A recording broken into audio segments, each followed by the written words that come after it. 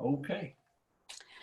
Okay, my name is Lynn Chant. I'm District Governor of District 7010, and I would like to welcome everyone to our very first virtual Wednesday evening talk show. And these talk shows are designed to bring topics to our members of interest to our members that they can use in their running of their clubs throughout the year. And the very first one, I think, is going to be extremely interesting to everyone because of COVID and our lockdown. It's making it very difficult for us to find fundraising opportunities. So we're going to be focusing on that today. Could I have everyone please mute yourselves?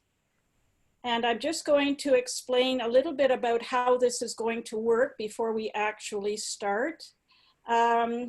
We are going to be having our presenter today. Her name is Cicely Smith. Her title, I guess, is Club Innovation Advocate, Zone 32 Assistant Rotary Coordinator. She's a member of the Rotary Club of New York City, which is in District 7230. Now, Cicely is going to be presenting a slide show, and during the slide show, she would like it if you do not interrupt with questions. If you have questions, please go to the bottom of your screen where it says chat and click on chat, and you will be able to put your question in there, and we will deal with that when she finishes her talk, and then we can open it up for people to actually ask questions.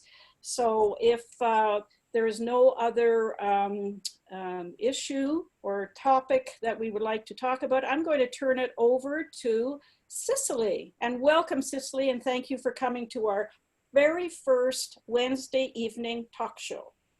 Well, thank you so much for having me. Hello, District 7210. I'm so excited to be here. This is indeed a topic that Rotarians everywhere are struggling with now. Throw your questions in the chat box as I go through my slides. After that, we're going to have a conversation together, so you can feel free to unmute yourselves and we can chat and talk as we go. I'm going to get my slideshow started, and then we're going to talk. Okay. So tonight we're talking about fundraising in a change world. And your district will get a copy of these slides to share with you. So if you see anything, don't worry about taking notes. You're going to get a copy of the slides. So we're in the middle of a pandemic. We will get through it, but it will not be as it was before. I often like to start using this amazing picture of people making the Rotary logo, because something like this is not possible now and will not be possible for a long, long time. So whatever we come through on the other side will be a new normal. And one of the silver linings out of this horrible thing happening is Rotary clubs are embracing technology and embracing doing things online and being virtual in a way that we didn't before. And there are some advantages actually to doing fundraising online. This is still true. Community is about doing something together that makes belonging matter. For most Rotarians, everything has changed, but I want to remind you, it's not our values and what we do, because we are needed more than ever. It's just the how we connect and operate that's now very different. So Rotary clubs everywhere are asking themselves, how do we keep and build our community? It's just the how, the what is still important. And the big question from everyone is, how do we raise money now? The good thing is virtual events can be very successful. You don't have the overhead that you have in a real world event where you need to sell X number of tickets to the gala or X number of spots at the golf outing. The pre-work, though, is more consequential than event execution. And it's not necessarily difficult. It's just a different thought process and different steps of what you have to do while you're arranging your fundraiser. The post-event work is key to keep and build relationships, because we're not coming together and hugging each other and sharing a drink and thanking everyone. So we need to make sure that our post-event works, thanks people, and builds our important relationships. Before we talk about online, though, I want to give a success story about a conversion.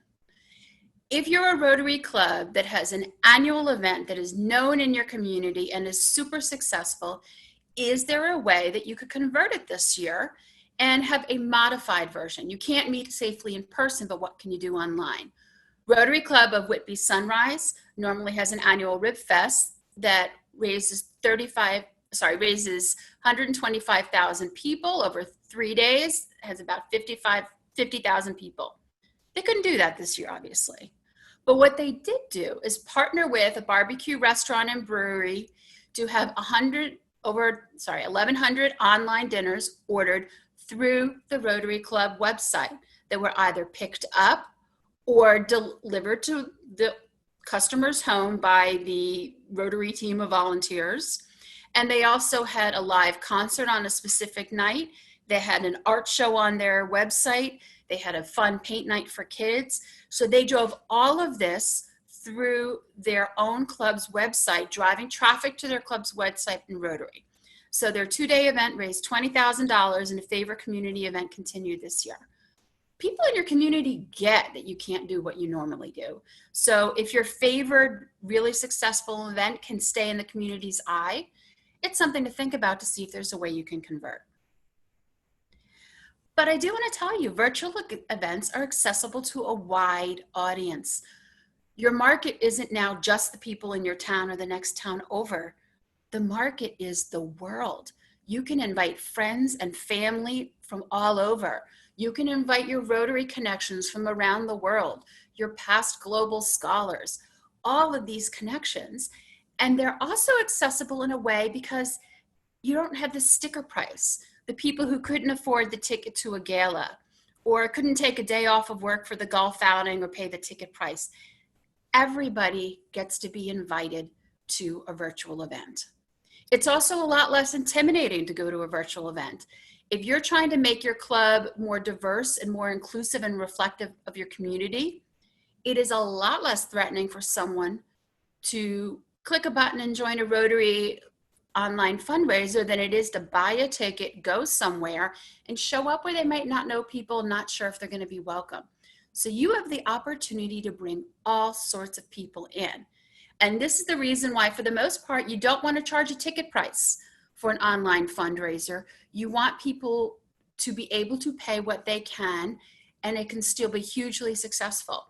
My district's installation celebration online, it wasn't a fundraiser per se, but we said, hey, if you're able to, can you make a donation to the Rotary Annual Fund and let us know? Some people donated nothing. Some people donated $10, $20. Some people donated $500 or $1,000. It varied by what people could do, and we raised a lot of money just incidentally. And the other thing that's really important for you guys is when you're dealing online, you have a really great opportunity to make your Rotaract and Interact partners equal partners. It's not a case of, oh, we can afford X number of discount tickets and the Rotaractors can come to our gala. No, let them be partners. You may have Rotaractors with great ideas for fundraising that will allow a real partnership for event ideas, social media promotion, increasing the audience. So involve your Rotary partners. This is what's really important when you're having an online fundraiser. People come to the Rib Fest because they like barbecue. They come to the pancake breakfast because it's something to do with kids on a Saturday. They come to your wine tasting because we like tasting wine. If you are having an online event, it is really important that you're clear. What is the mission? What is the vision? What will the impact be? Why should I give you my money? What will the impact be of the donation? And you want to be really clear. I'm going to share a slide and then explain afterwards what the meaning of it is. We've been here before, fighting the problems that fight back. But we can shift the status quo. because we see opportunities where others see obstacles. We're change makers and problem solvers, uniting over 1 million minds to address complex issues facing communities around the world, including yours. With passion and purpose, we've led the efforts to put an end to polio. Now eradication isn't just possible, it's plausible. Every day we're investing in a new generation of leaders so we can continue to provide access to clean water, tackle global health concerns, support education, and build the foundations of peace across borders. We're working together as partners and professionals, forming friendships that last a lifetime. We're Rotary, and there's no limit to what we can do.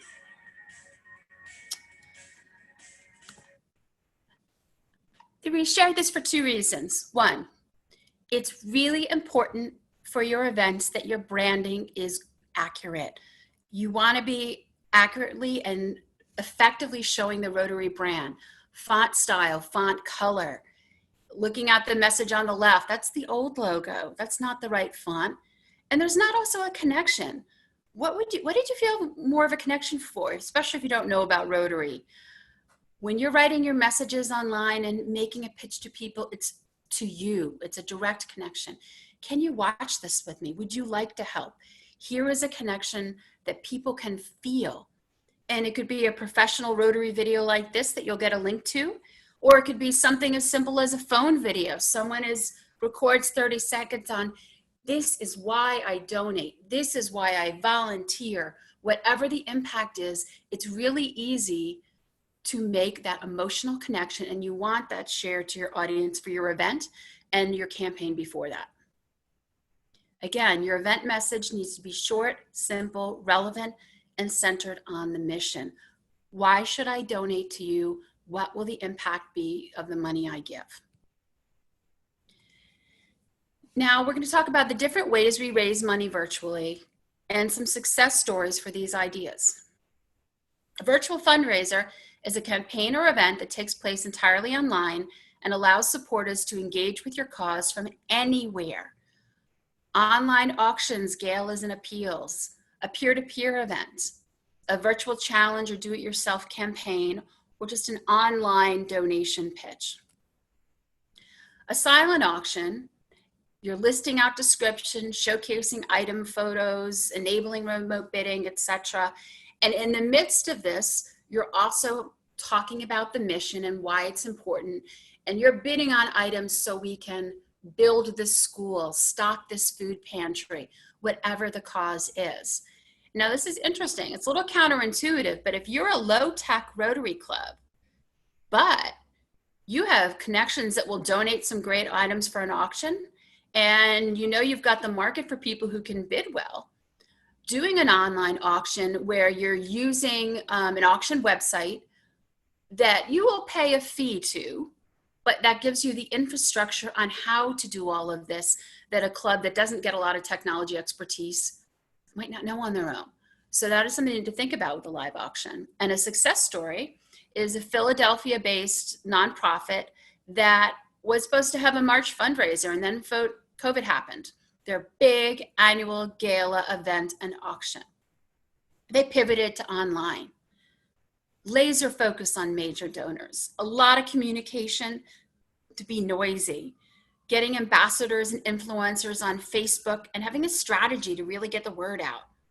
They really thought about how their event should flow, taking account of how long it would take for bids to come in. So having live auction, silent auction, and talking about the mission of what they do. And often a silent auction, you can start it before your actual event and let it run for a couple days as people bid. And they practiced it a lot. Tech support with a hotline number. They made it fun and entertaining. They enabled it with Facebook Live and Facebook Chatter as part of the show. They did a lot of work ahead of time, but their normal $1 million event, they raised $900,000 without the same overhead that you would have at a real ballroom. This is a huge success, and it was a lot of work, but it can be done. Now, a gala, you want to keep in mind, it's shorter than a real world event. You're looking at an event that's probably about 45 minutes to an hour online. That's all we have for an attention span online, especially if we're Zooming and online virtually for our workday now. When we're coming to an online event, there's only so much we can take. You want the content relevant and important about your mission, and you want to think about how it can be fun and entertaining and how you can be involved for your guests. Now, tonight you're just sitting here listening to me blather on, but for an online event, you really want to think about how can it be fun for my guests? Are they involved in a chat? Are we doing a poll? Are we tied to Facebook Live and they're engaged online? If the event is appropriate, is there a signature food or cocktail that people can prep at home? You know, how are we involving guests online? If you have some key guests and sponsors, do they get an invitation in the mail in addition to online? A recent real world touch that was a success was a fundraiser where they had a party in place basket. So $100 gift card to a local restaurant, so supporting local business, and they get to be listed as community partners. So a couple restaurants that could be chosen. Donated wine, some other locally purchased nibbles, and some brand merchandise for the nonprofit all went in a basket that was sold for $500 and got dropped off with a coordinated, doorbell ring and drop. And the people who could afford it, that's a really fun way to be part of the event, is getting this VIP basket delivered to them. So you think about different ways you can really involve your guests, and your content of the event might have a breakout room, so people actually get a chance to talk as part of the event. You want your guests to feel the emotional connection and the involvement of what your mission is.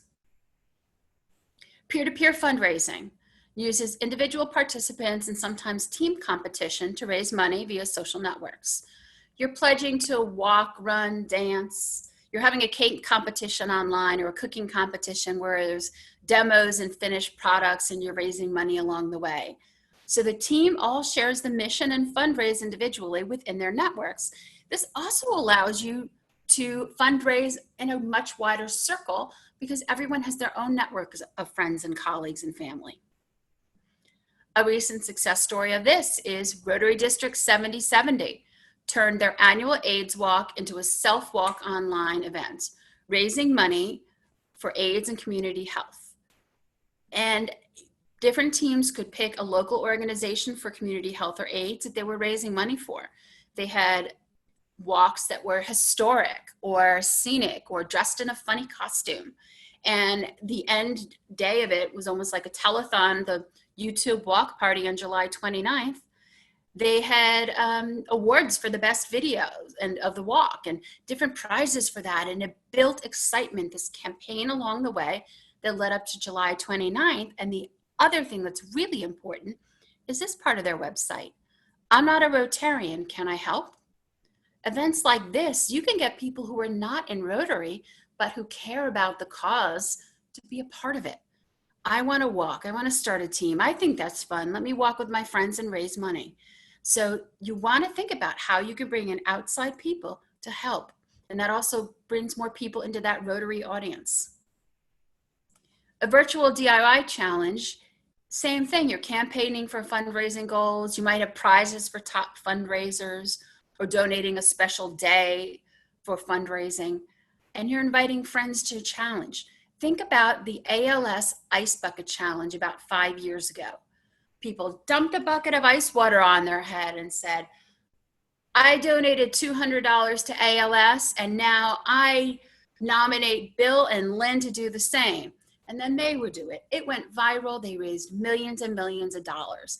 Is there some funny activity that you guys can think of that your club can do and have a donate button, and we challenge and we do it, and then we get more people, and then you keep raising money? An online event is simply, it's an online pitch on social media, an email and website. Can you help us? You want it easily understood, resonant, and you want a branded Rotary community impact. This was a great one. Rotary Club of Markham Sunrise partnered with Canada Cares. Healthcare workers fighting COVID. A meal purchased through a local business keeping restaurants open. That's easy. My $15 is buying a healthcare worker a meal, and the meal got delivered with a Rotary sticker on top. This Rotary Club raised $10,000, part of that overall $52,000. Again, keep in mind with online fundraising pitches, it takes an average of 6 to 7 contacts before people actually make the donation. People forget, they get busy, they mean to, and then they don't. So online campaigns like this, you need to send it out repeatedly via email and social media. The one thing where you do want to think about selling a ticket is if you're selling entertainment. That's where it's a fun, activity-driven event that is low stakes and can be repeated often, and tickets are sold in advance.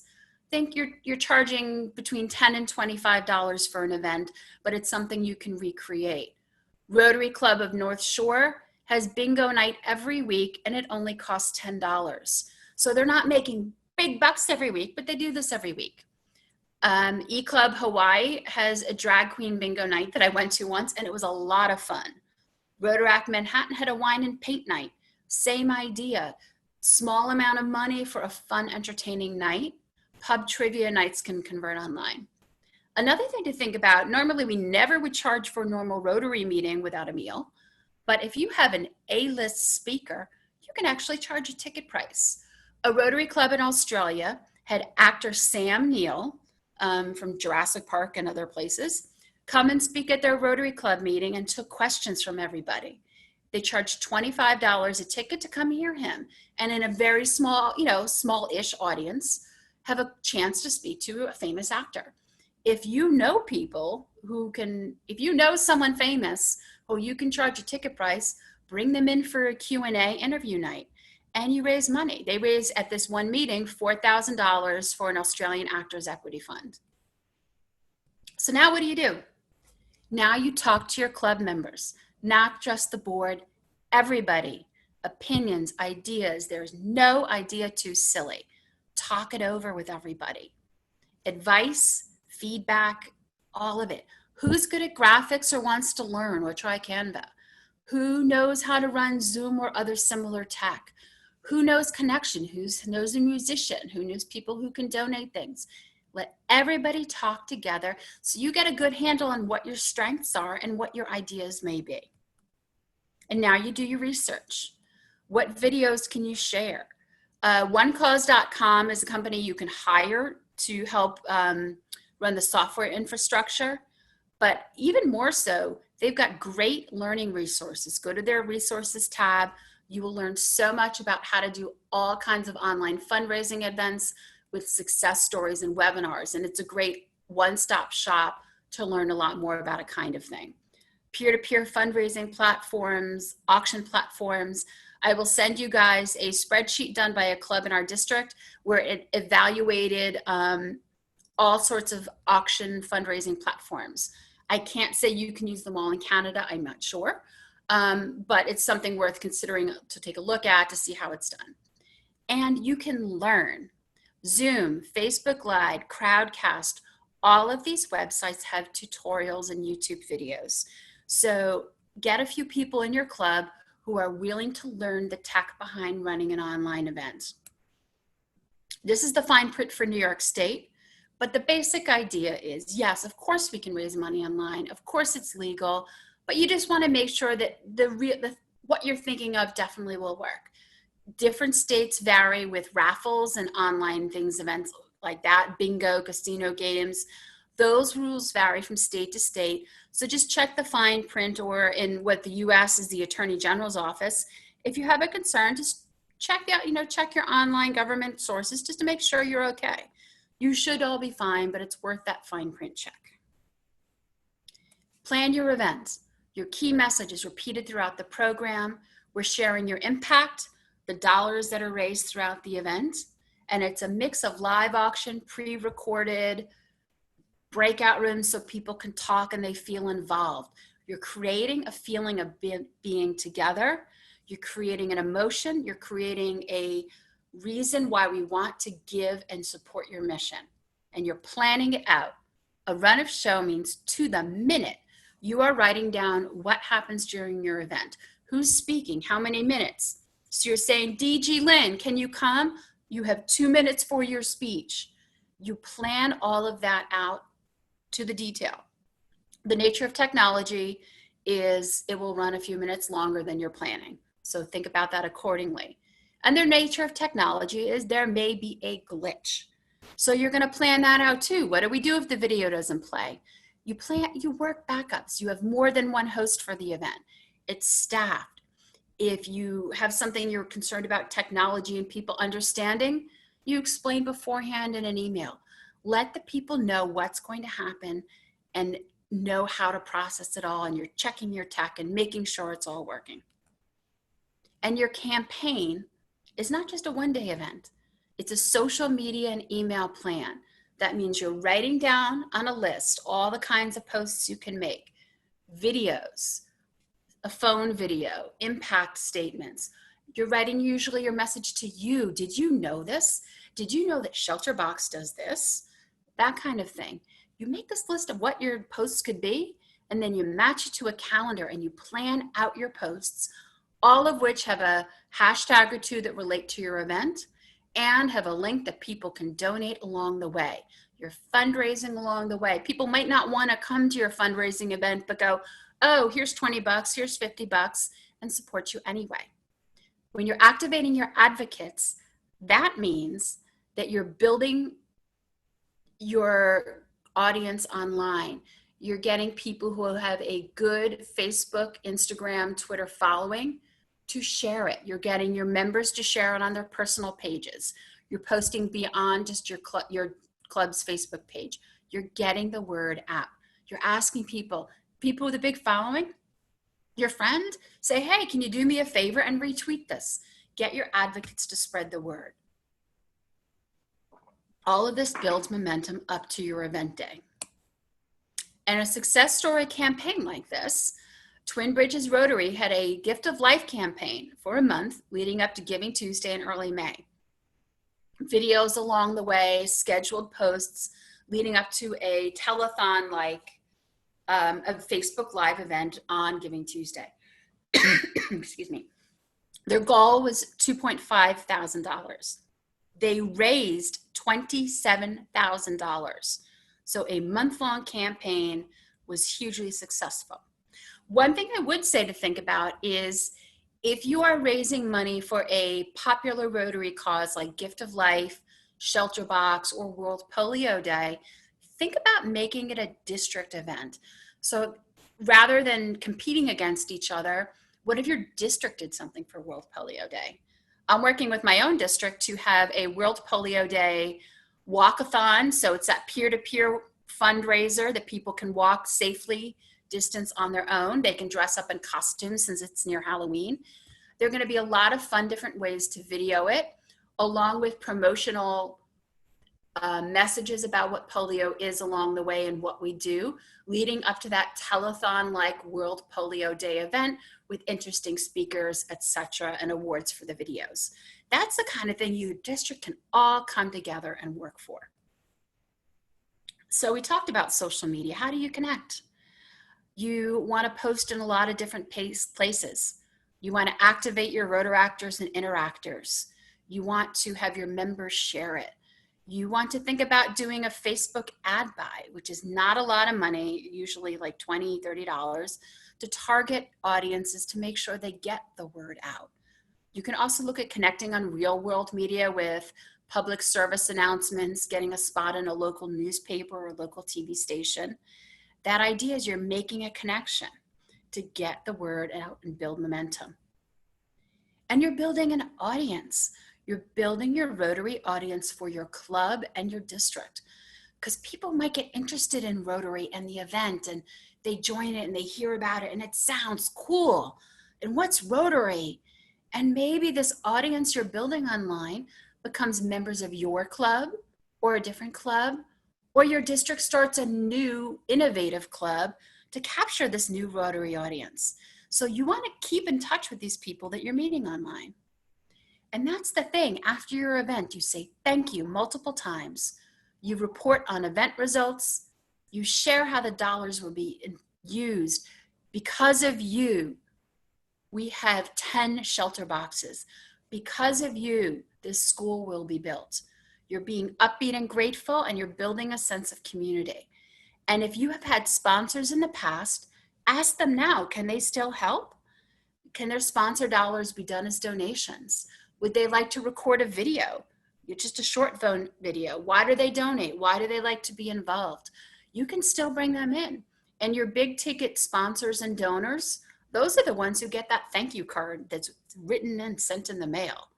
And you're prepped so you can be having your thank you graphics and everything posted online and on social media quickly after the event. It's really important to plan the thank you in a repeat and timely way, so everyone knows how grateful you are and knows what the follow-up is. This is the most important thing. Do something. If it works, do more of it. If it doesn't, do something else. You don't have the same overhead issues when you're doing a virtual event than you do if you're trying to throw a rib fest or a golf outing. Try it. Talk up to your club members, practice, plan it, get the word out on social media, and try it.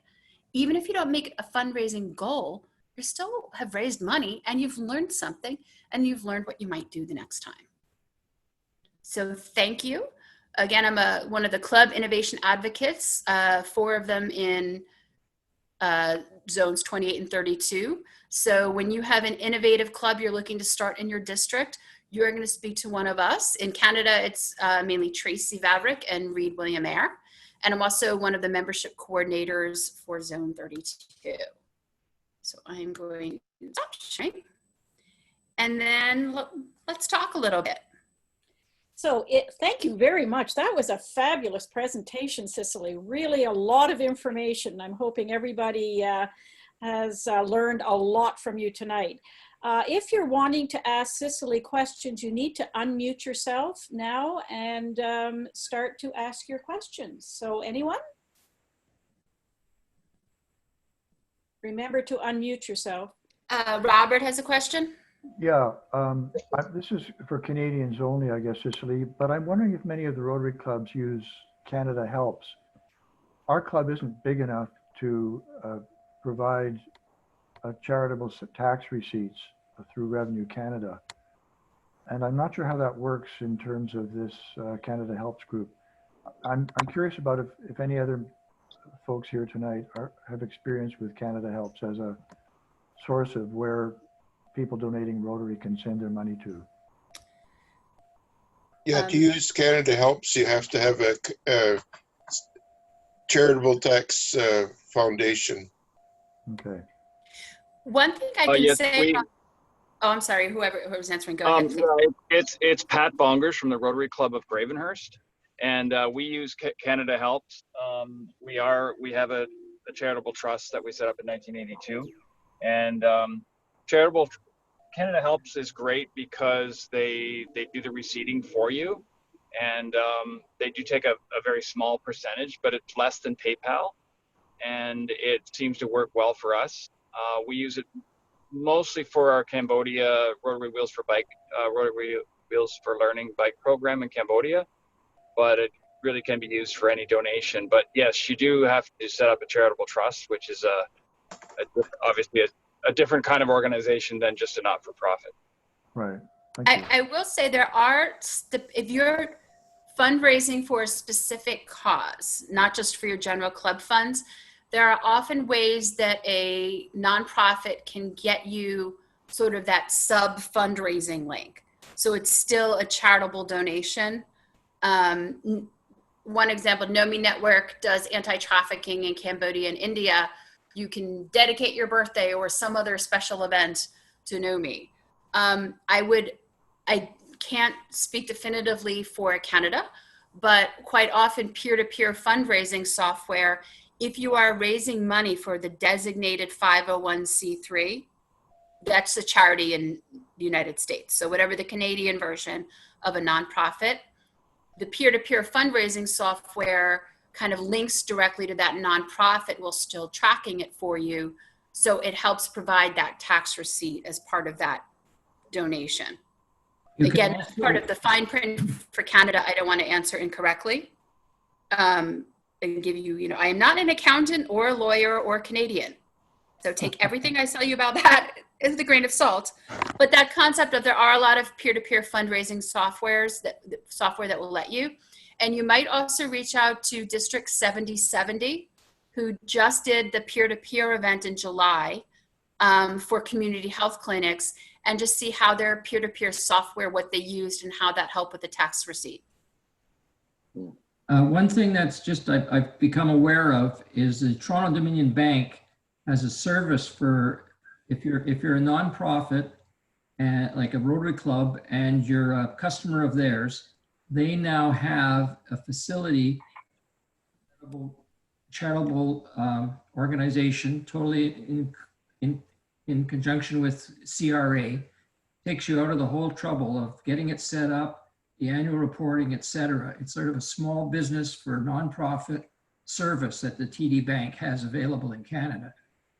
So that might be something to think about if you're a small club and you don't want to set up your own organization, et cetera, your own charitable foundation. That might be a good way of doing it and it'd be worth exploring with your local TD Bank.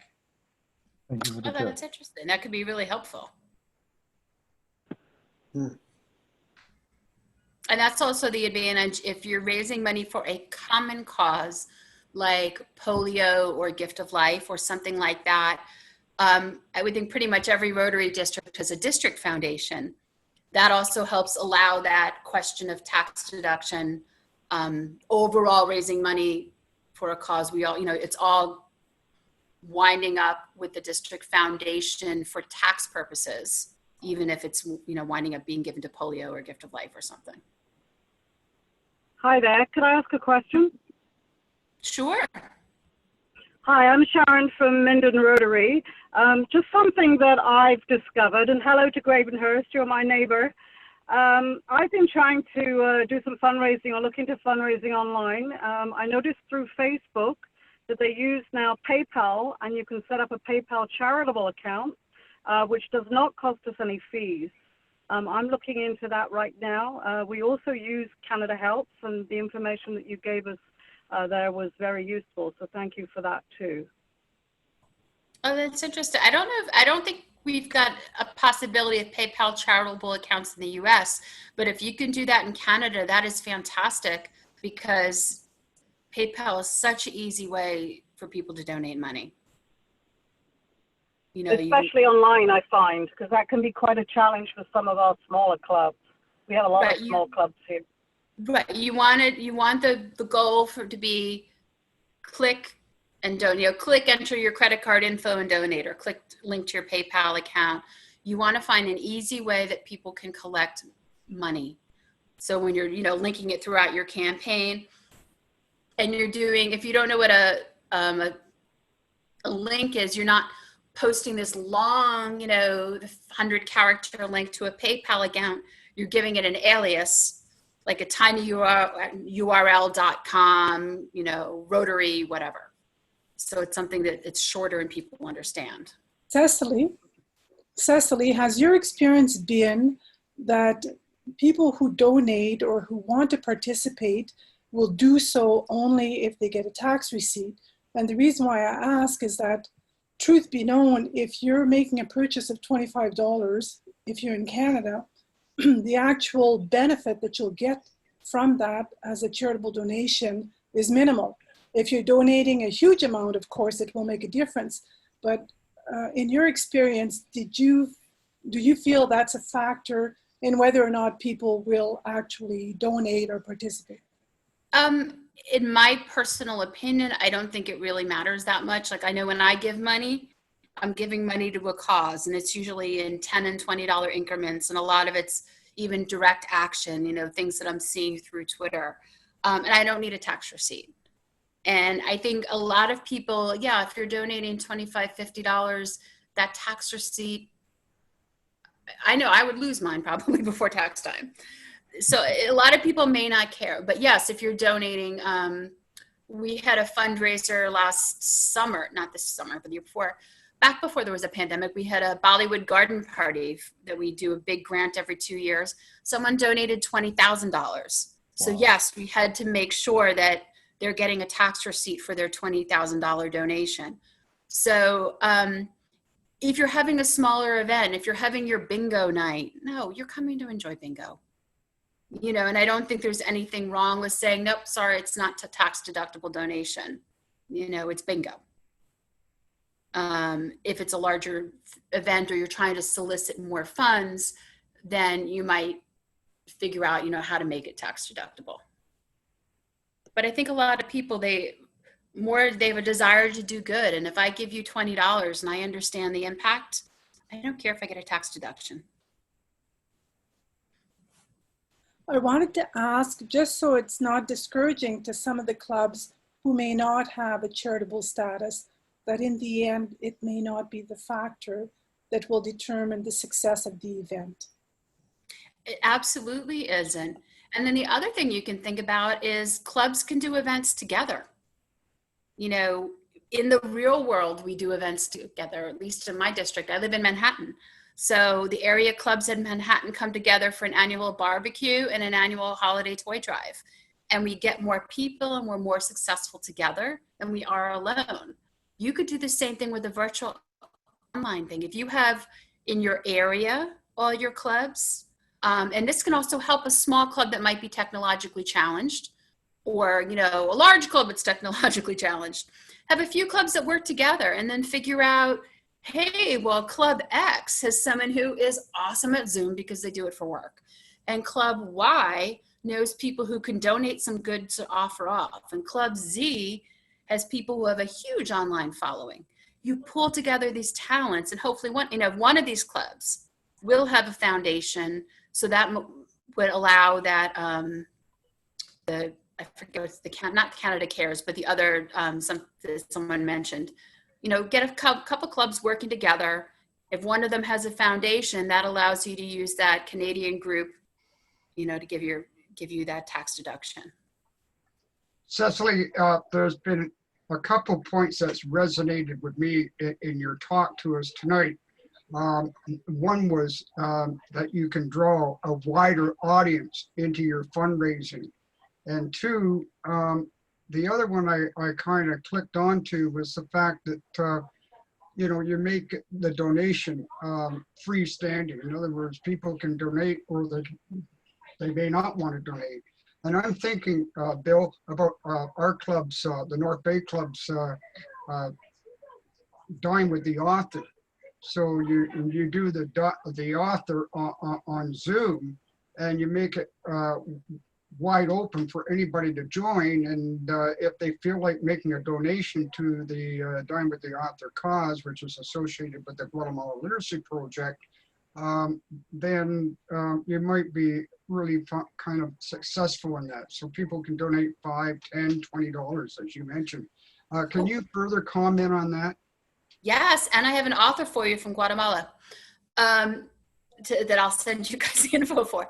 Yeah, the point being, when you're doing something online, is in a real world event, your gala ticket or whatever has to be this much money because we're paying for the room and the drink and the whatever. And when you're online, it's come, donate.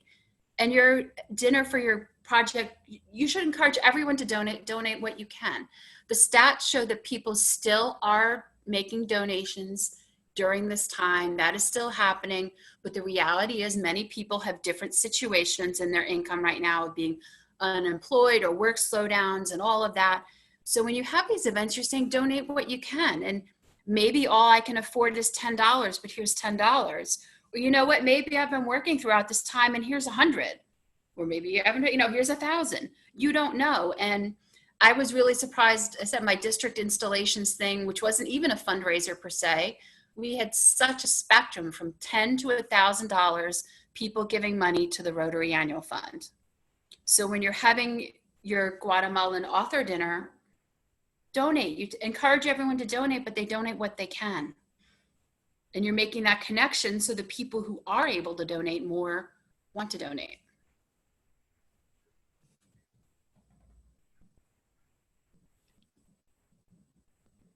Are there any other questions or anything like that? Can I make a comment? It's Lucas from Peterborough.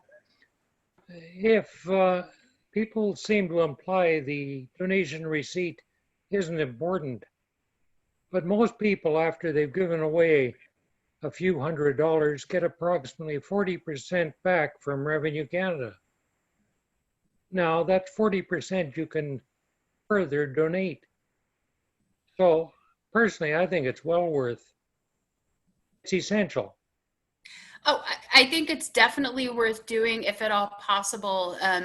I just think that if you're a club that doesn't have a foundation or doesn't have a way to give that tax receipt, explore how you can do it by partnering with another club, or the cause you're fundraising for might have the ability. A lot of nonprofits can kind of give you that fundraising link that will let you fundraise and get the tax receipt by going through that website.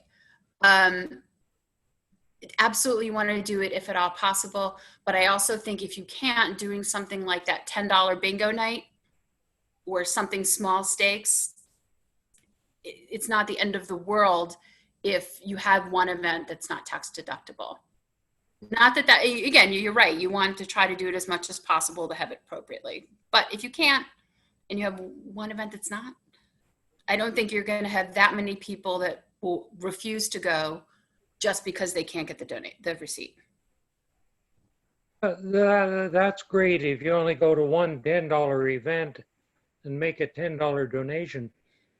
But I'm talking like if a club had a bingo, like a weekly bingo night or pub trivia or something like that. But again, I think when you start talking to your club about plans of what we can do to raise money, that's where it's all on the table of what do we want to raise money for? What access do we have? You know what? We don't have a foundation, but our club the next town over that we get along with well does. Maybe we can plan something together with them. You know, and that's where, again, you can pool your strengths. And because it's virtual, it doesn't, it's not partnering it, but now the barbecue is 5 towns away and impossible to get to. You're partnering and it's virtual. So there's no geography. So partner with the club, with the foundation if you don't have one. Or I guess in Canada, it's a charitable trust. But I think it's possible to do that. Any other questions or concerns or help needed? Cicely, I think you mentioned at the beginning of the presentation the things that appeared online, the suggestions that you created the video for, or pardon me, the visuals for. How can we access those? I'm going to be sending Bill tonight a copy of the link. So it's a view only link, but it's something you'll be able to pull up on your computer and view the slides like it's a slideshow. Yeah, I'll be posting everything on our talk show page. It's on the district website, but I'll send this out directly to everybody that's participated. And also, this is recorded and we put it on our YouTube channel. We have a district YouTube channel, and there's a direct link to that as well on the website. Great. And I'll also share the auction evaluation link that one of our Rotary clubs did on different auction websites. Again, I can't swear that they can all operate in Canada, but a lot of sites like this do work internationally, so it's quite possible. That gives an evaluation of fees and recommendations from other Rotarians and stuff like that. But the biggest thing is to try something. If you're not sure if you can pull on a full gala auction something, think about just doing a campaign and an online pitch. Because that everyone can do. That's just a matter of doing the work of making a social media plan and getting it out there, doing the work of having good graphics and good branding and emotional messaging and getting your link to donate and leading to an online event that you plan, and you get the word out and you raise what you raise, but you try it and you see how it goes. And then you see, if you have your author night for Guatemala Literacy Project, wow, this was successful. Who knew? Wow, that's cool. Now here's the next night, and then you do it again. That could be a series. And I will send you, Colin, I have a Guatemalan author who wrote a book that just came out in June, who's also a cook, who might be someone, if you ever wanted to hear from a Spanish-speaking author, to be interviewed for your fundraiser, if it becomes a series. Just a comment, it's Janine from the Rotary Club of South Georgian Bay. Would it be helpful, Lynn, if we sent to you, if our club has a charitable foundation? I know our club has always partnered. We have the foundation, but we hold money for the Wasaga Club for their Corvette draw. We also hold money for the Collingwood Classic Club for their Scotch snow sniffing. And that's been part of what we've done for a long time. But it really hasn't ever occurred to me that there are other clubs who could have benefited from those kinds of partnerships. We're just doing it because we're all within a very close radius of each other.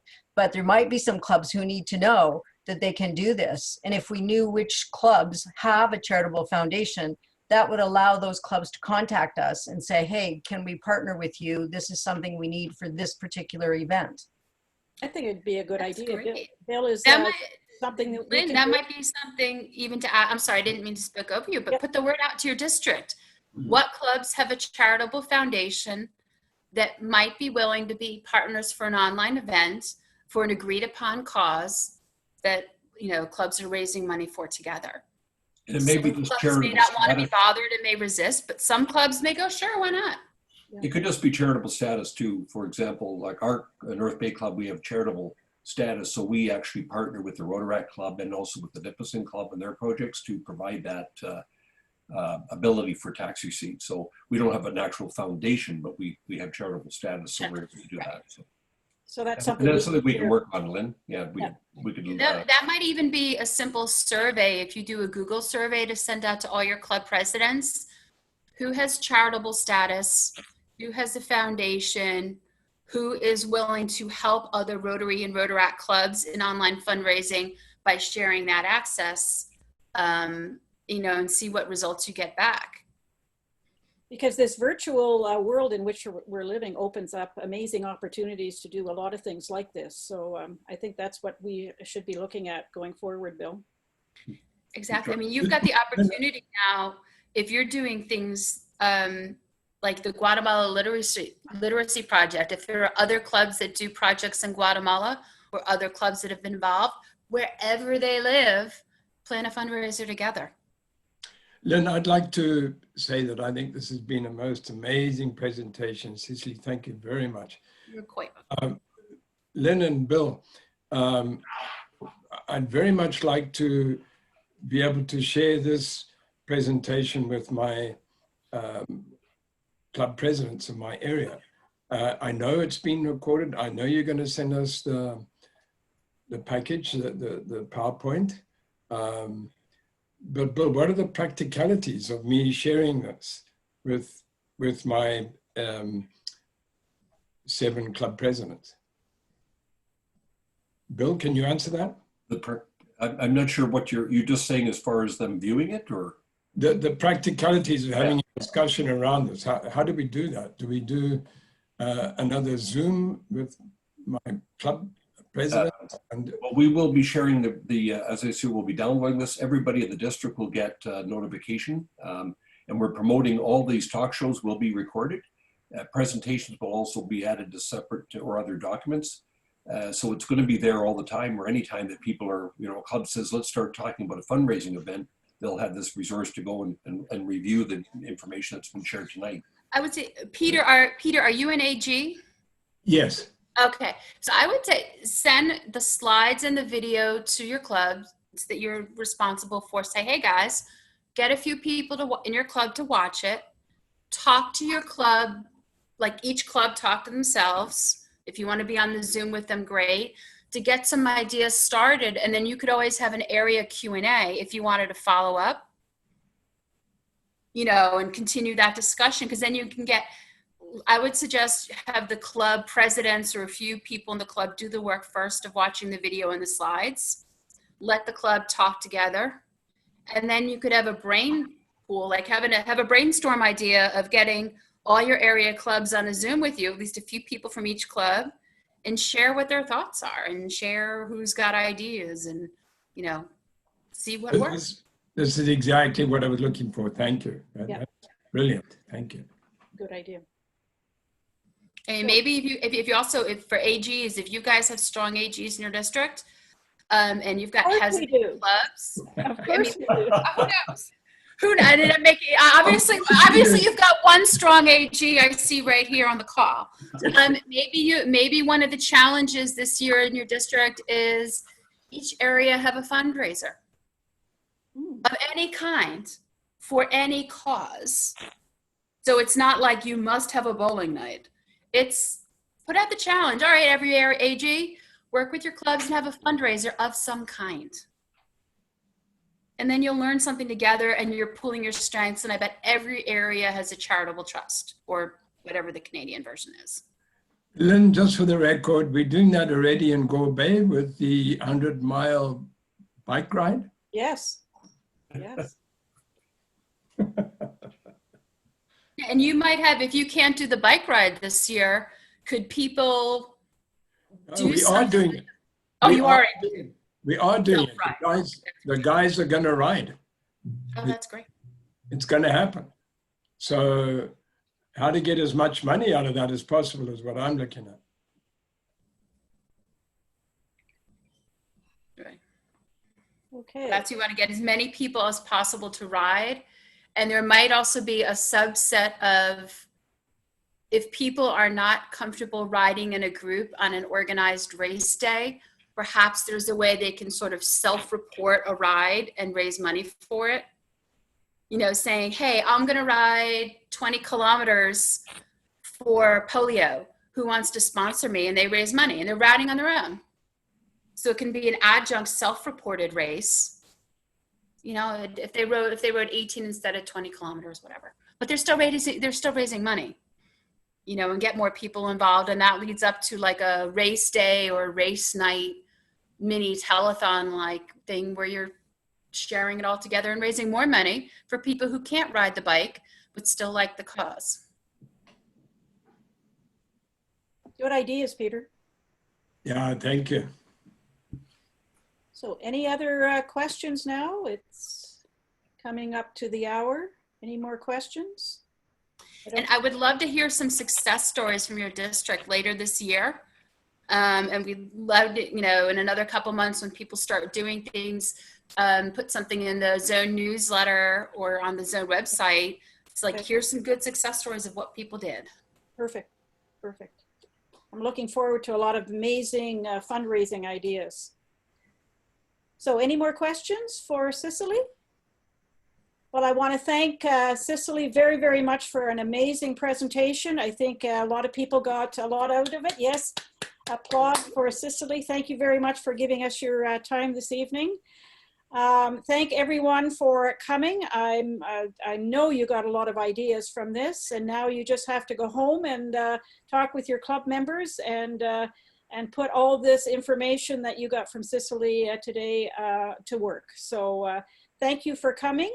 Our next Wednesday evening talk show is September 2nd, and we're hoping to focus on Rotary and where they are today with all the changes that have happened in the last year for Rotary. So hope to see you on September 2nd. It's a Wednesday again.